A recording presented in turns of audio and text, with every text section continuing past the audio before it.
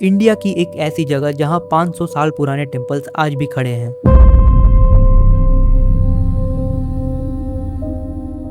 এটা হচ্ছে রাজাদের আমলের ঠাকুর, মানে প্রায় 916 খ্রিস্টাব্দে তৈরি হয়েছিল। ঠিক আছে, এই মন্দিরটা মানে রাজারা মানে কি বলবো দুর্গা ঠাকুরকে ভালোবাসতো, তো সেটার উপলক্ষে মন্দিরটা তৈরি করা হয়েছিল। और सबसे हैरानी की बात, ये मंदिर पत्थरों से नहीं बल्कि मिट्टी से बने हुए हैं।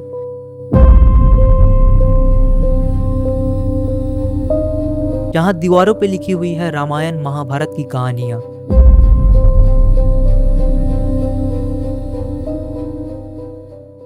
জোড়বাংলা আছে, পাঁচচূড়া আছে, তারপরে রাজবাড়ি আছে, পাথরের বড় বড় গেট আছে, পাথরের রথ আছে, ছিন্নমস্তা আছে, দলমাদুল কামান আছে, লালবাঁধ আছে, অনেকগুলো মন্দির দেখার এখানে। पर एक इतनी सुंदर और हिस्टोरिकली इम्पोर्टेंट शहर आज ऐसे रूइंस में क्यों है, और क्यों इस जगह के बारे में ज्यादा लोगों को पता नहीं है? इसी बात का पता लगाने मैं आ चुका हूँ एक छोटे से शहर बिष्णुपुर में। वेस्ट बंगाल का एक छोटा सा टाउन, लेकिन हिस्ट्री और आर्किटेक्चर के मामले में किसी ओपन एयर म्यूजियम से कम नहीं। यहाँ का आर्किटेक्चर 400 साल से भी ज्यादा पुराना होकर भी आज तक सही सलामत एग्जिस्ट कर रहा है।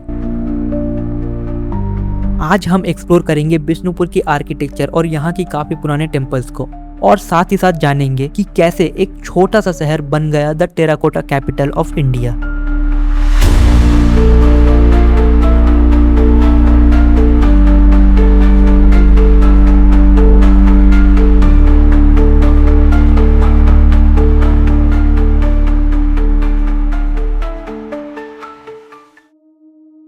बिष्णुपुर का ये साइट यूनेस्को वर्ल्ड हेरिटेज के अंडर आता है, सो इस जगह पे कैमरा के सामने व्लॉग शूट करना अलाउड नहीं था। So being abide by the rules, हमने ऐसा कोई भी काम नहीं किया जिससे यहाँ का एथनिसिटी खराब हो। बिष्णुपुर का मॉन्यूमेंट सिर्फ एक स्ट्रक्चर नहीं है, ये एक कहानी है जो शुरू होती है कई सौ सालों पहले, और इसी कहानी को जानने के लिए हमें टाइमलाइन में थोड़ा पीछे जाना पड़ेगा। बिष्णुपुर की हिस्ट्री जुड़ी हुई है मल्ला डायनेस्टी से। कहानियों के हिसाब से मल्ला राजाओं का राज करीब 7th सेंचुरी के आसपास शुरू हुआ था। ये किंग्स इनिशियली एक वॉरियर क्लैन थे जो अलग अलग जगहों पे युद्ध लड़ा करते थे। एक दिन जब क्षत्रिय राजा आदि मल्ला अपनी वाइफ के साथ पुरी जा रहे थे, रास्ते में बांकुड़ा के जंगलों में उनकी पत्नी ने एक बच्चे को जन्म दिया। कुछ कारणों के चलते उस बच्चे को वहीं छोड़ दिया गया। कुछ दिनों बाद उस बच्चे को एक ब्राह्मण ने उठाया और उसको पाल पोस कर बड़ा किया। उनका उस परिवार में नाम रखा गया रघुनाथ मुर्मू, जो बाद में जाके आदि मल्ला के उत्तराधिकारी बने। धीरे धीरे उन्होंने पावर एक्वायर किया और एट लास्ट अपने राज्य में एक स्टेबल तरीके से शासन चलाया। तब से लेके आज तक बिष्णुपुर ही डायनेस्टी का मेन कल्चरल और पॉलिटिकल सेंटर बना हुआ है। टाइम के साथ साथ इस जगह पे आर्ट का भी डेवलपमेंट हुआ, और साथ ही साथ एक्सेप्शनल आर्किटेक्चर फॉर्म्स का भी इनोवेशन हुआ। यहाँ की गोल्डन एज की बात करें तो वो 16th एंड 17th सेंचुरी में ही आ गया था। इस पीरियड में मल्ला किंग्स ने डजन्स ऑफ टेम्पल्स बनवाए थे, और इन टेम्पल्स का सबसे स्पेशल बात था टेराकोटा आर्किटेक्चर। टेराकोटा एक सिंपल मटेरियल है जिसको अलग अलग फॉर्म्स दिया जाता है, फिर उससे बेक करके एक रेडिश कलर उभर के आता है। लेकिन यहाँ के आर्टिसंस ने इस मटेरियल को एक अलग आर्ट फॉर्म बना दिया। यहाँ तक कि टेम्पल के वॉल्स पे भी टेराकोटा के ऊपर आर्ट वर्क किया गया है, जिसमें बहुत इंट्रिकेट तरीके से बहुत सारे लड़ाइयों को भी डिपिक्ट किया गया है, जैसे एक पूरी किताब को किसी ने दीवार पे लिखी हो। और बिष्णुपुर का सबसे आइकॉनिक मॉन्यूमेंट जो इस हिस्ट्री का सिंबल है वो है Rasmancha, the most iconic structure of Bishnupur.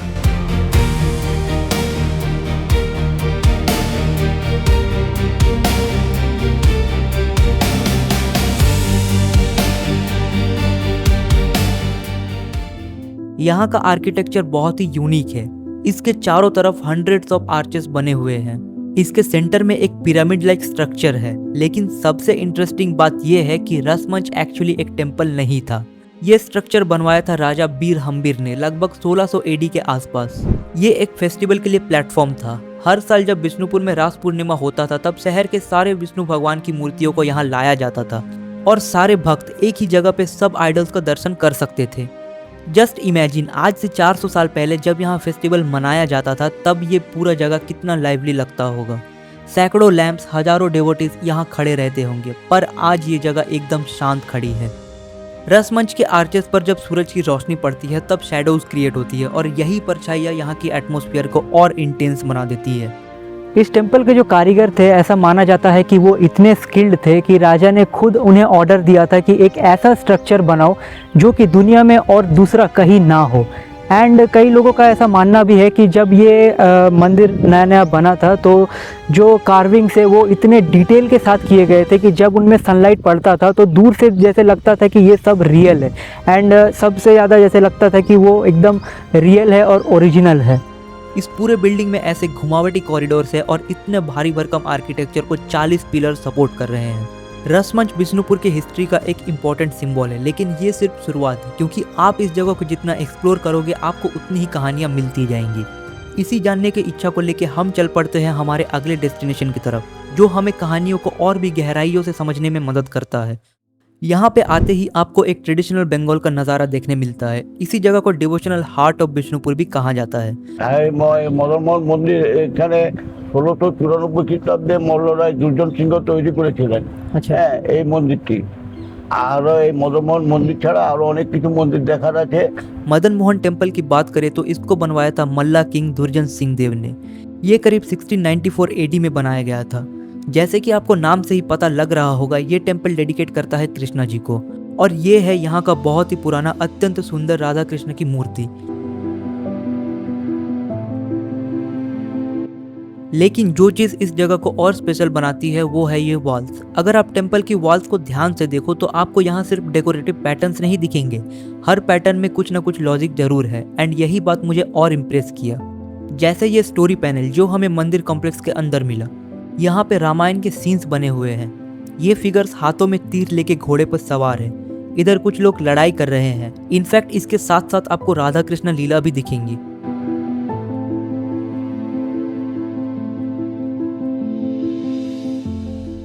आपको इस वीडियो के शुरू से ही दिख रहा होगा कि यहाँ के हर मंदिर में विष्णु भगवान स्थापित है, लेकिन ये सिलसिला हमेशा से ऐसा नहीं था।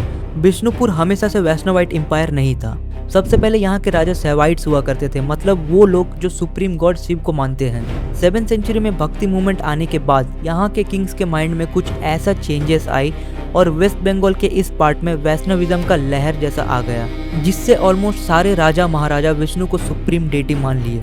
कहा जाता है कि अनलाइक उस टाइम के दूसरे किंग्स जो मंदिर को तोड़ देते थे, मल्ला किंग्स ने डिसाइड किया था कि वो शिव टेम्पल्स को एज इट इज छोड़ देंगे और कई सारे नए विष्णु टेम्पल्स बनाएंगे। मदन मोहन टेम्पल यहाँ के लोगों के लिए काफी इंपॉर्टेंट रिलीजियस सेंटर है, और इसी सिटी प्लानिंग का एक और एविडेंस है बिष्णुपुर का एंशिएंट गेटवे, जिसे कहा जाता है गर दरवाजा।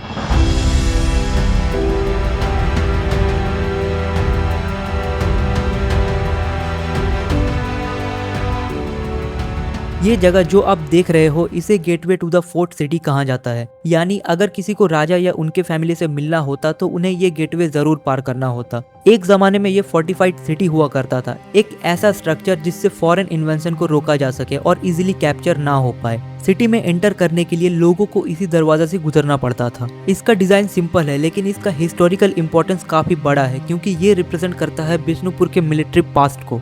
जैसे कि मैंने आपको पहले ही बताया कि मल्ला किंग सिर्फ टेम्पल बिल्डर्स नहीं थे, वो वॉरियर्स भी थे। अपने किंगडम को प्रोटेक्ट करने के लिए उन्होंने स्ट्रॉन्ग डिफेंस बनाया था। गर दरवाजा इन्हीं डिफेंस का एक इम्पोर्टेंट पार्ट था। बिष्णुपुर के टेम्पल्स में मृण्मयी टेम्पल काफी अलग है और इसका एक स्पेशल प्लेस भी है।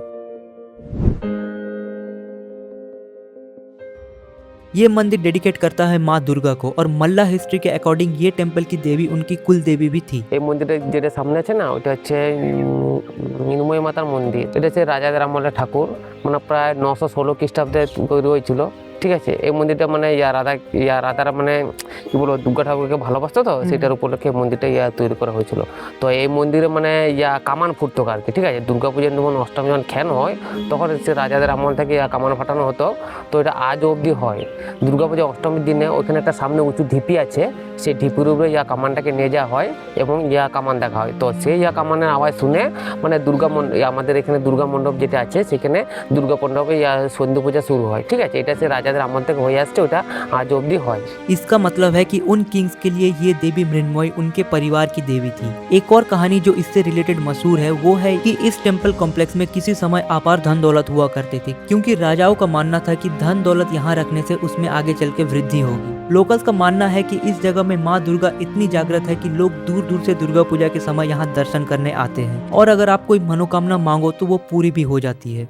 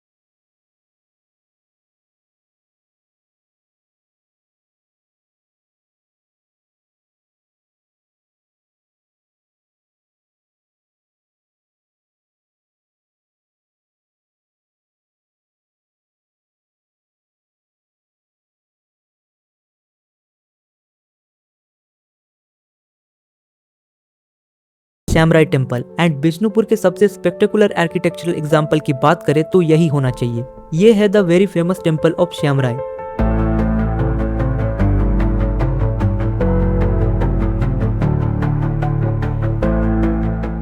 श्यामराय टेम्पल को बनवाया था राजा रघुनाथ सिंह ने 17वीं सेंचुरी में। वैसे तो सारे ही टेम्पल में सुप्रीम डेटी सेम है, लेकिन जो बात इसे स्पेशल बनाती है वो है इसका आर्किटेक्चरल स्टाइल, जो काफी अलग है क्योंकि ये पंचरत्न स्टाइल में बना हुआ है। इसका मतलब है कि मंदिर के ऊपर टोटल 5 टावर्स बने हुए हैं, एक सेंट्रल टावर और उसके 4 कॉर्नर्स पर 4 छोटे छोटे टावर। ये सारे आर्किटेक्चरल फीचर इस टेम्पल को एक रॉयल अपीयरेंस देती है। दूर से देखने पर ये कोई मंदिर बिल्कुल नहीं लगता है, और बल्कि कोई स्पेशल आर्किटेक्चरल मॉन्यूमेंट जैसा लगता है। ऐसा लगने का मेन रीजन है इसके ऊपर किए गए डिटेल कार्विंग, जो इसको और भी ज्यादा सुंदर बना देती है। हिस्टोरियंस का ऐसा मानना था कि इस टेम्पल में जो कार्विंग्स किए गए हैं वो जस्ट डेकोरेशन के लिए नहीं है, बल्कि ये सब किए गए हैं एडुकेशन पर्पस के लिए। उस टाइम पीरियड के लोगों को उतना ज़्यादा पढ़ना लिखना नहीं आता था, तो इस कार्विंग्स के थ्रू लोगों को महाभारत एंड रामायण का ज्ञान दिया जाता था, एंड उन सब चीज़ों को विजुअलाइज किया जाता था लोगों को, ताकि इन सब चीज़ों का ज्ञान या फिर रामायण, महाभारत, कृष्ण लीला, इन सब चीज़ों का ज्ञान ज़्यादा से ज़्यादा लोगों तक फैलाया जा सके। अगर आप इन पैनल्स को ध्यान से देखो तो आपको राधा कृष्ण की लीला दिखेंगे, जो कि यहाँ के बहुत ही फेमस डिजाइन या मीडियम ऑफ डेकोरेशन है। साथ ही साथ आपको कई जगह पर फ्लोरल पैटर्न्स भी दिखेंगे। एक और इंटरेस्टिंग बात जो इस मंदिर में हमें दिखा वो है एनिमल डिपिक्शन। नॉर्मली पिछले जगहों पर हमें एनिमल में सिर्फ हाथी और घोड़े का डिपिक्शन मिलता था, शायद इसीलिए क्योंकि वो वार्स में यूज होते थे। लेकिन यहाँ आप अगर आओगे तो आपको फेमस हिस्टोरिकल प्लेसेस की तरह ये वॉल इनग्रेविंग्स देखने को मिलेंगी।